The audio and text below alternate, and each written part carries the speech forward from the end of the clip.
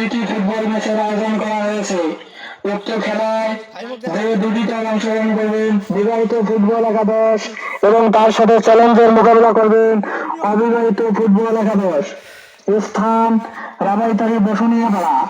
সময় আগামীকাল রবিবার বিকেল 3 ঘটিকা।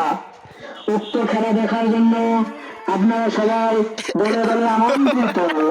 আয়োজনে রাবাইতারি বসুনিয়া পাড়া। বিসমিল্লাহির রহমানির রহিম।